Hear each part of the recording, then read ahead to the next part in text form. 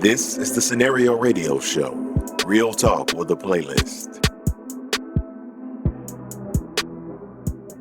All right, so let's get back to the show. Inside my DNA, we've got genealogist Taneya Koonce with us, and she's been giving us some really good insight about genealogy and what it's like looking for it. Let me ask you, what's been the most interesting story in all your time of when you've been helping others to find their family history? Because a lot of times it's always a discovery. There's always something that's some sort of discovery. What's been the most interesting discovery that you've helped someone to come upon since you've been doing Oh this? my goodness, you're right. There are so many discoveries out there.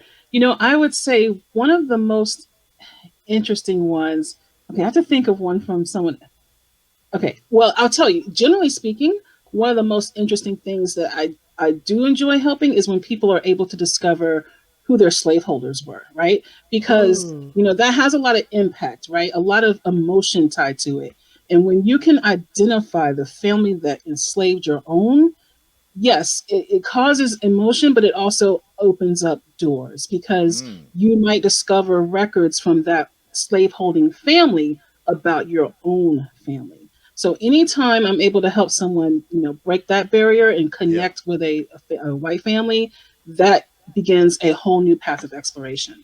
Okay, I gotta ask. When you talk about Mhm. connecting with a white family that used to enslave your family, what kind of connections are we talking about here? Because I'm thinking, I'll be honest. First thing that came to my mind, I was like, yeah, I'd like to find them. I would Well, like to. Oh yeah. I'd like to have a word or two, a sit down, if you that will. definitely, that definitely can happen, right? Like I said, it brings about emotion across Yeah. the range.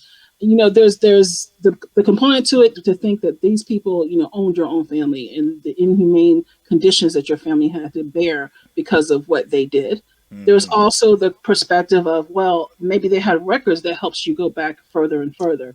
A good Yeah. example of this, and behind me on my bookshelf, I have family history books, but a good example of this is this book right here. It's called Slaves in the Family by Edward Ball.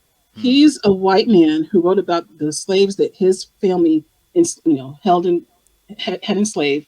But because of the records, he was able to help the black family trace their ancestors back to a woman from Africa Oh my because God. the records Wow. these family had were so extensive. So imagine if you were the African American descendant of this woman who they had records for coming over that came over from Africa and that his family then purchased, right? Yeah. So you're identifying an ancestor at the same time as dealing with the emotions you may have around this family. So it's complex.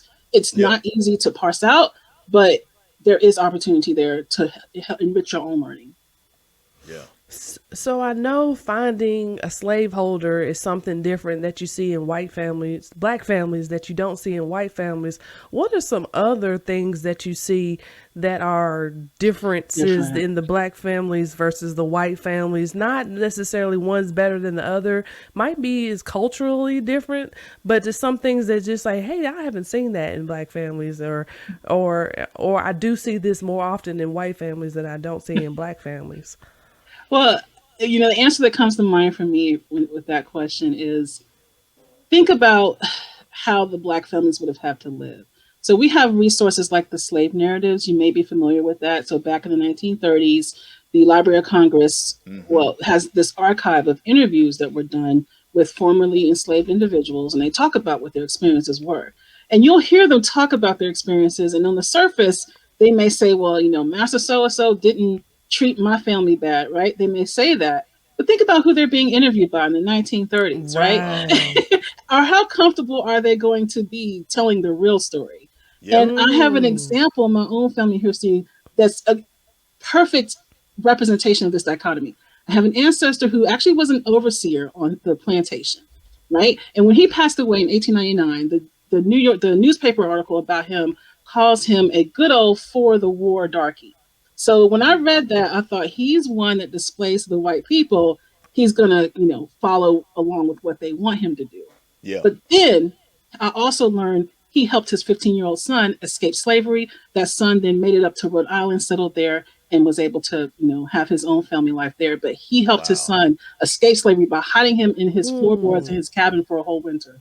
So Mm. yes, on the surface, he's going to do what the white people want, but then he knows the But horrors of when enslavement, and he did not want that for Mm, his son. yeah, when they leave, he'll be talking again. Yep. yeah. Yeah. Yep. That's interesting. Yeah, that speaks to how there's these that even if you're looking at the history, it's always good to look deeper because Hmm. obviously there's going to be two different narratives. It's Right. like, yeah, anytime, Hmm. to be perfectly honest, anytime you talk to white people about history, they'll tell you slavery was horrible. It obviously existed, but nobody knows anybody who owns any slaves if you ask them. Like, oh, no, I don't, Hmm. we didn't know. Nobody, Yeah. my family could have enslaved anybody. My family wasn't racist. It's like, yeah, okay, Yeah. well, somebody was, obviously. So that, And yeah, that's interesting. and given that we're talking about DNA, it also comes into bear with that too. We take a DNA test, we get matched to white people and black people. You start reaching Uh-huh. out. Some are going to be receptive, some are not. I've heard that before that a lot of times that there are white families who, if they're getting genetic testing or DNA tests done, that they kind of make sure that they let them know, look, we only want to know so much. Yeah. Let's It not can, yeah. let's Not not everyone darken, wants to face yeah, that. let's not darken the gene pool any here. Just get, I only want to know about my Anglo ancestors. So Yeah. yeah. And Well, I've seen the gamut. Those that embrace it and are, want to help, and those that just don't engage.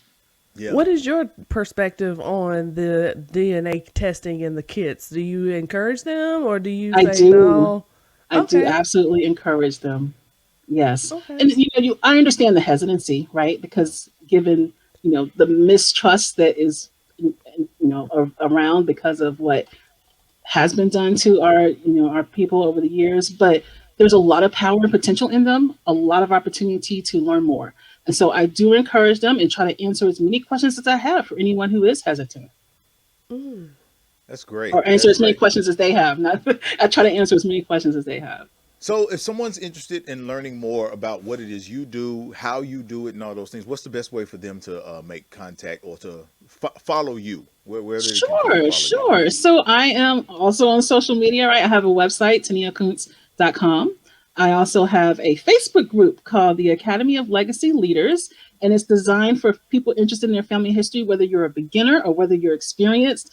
What we try to do in the group is provide inspiration and education and tips to help you learn how to do more, explore your family history. So you can find me on those avenues.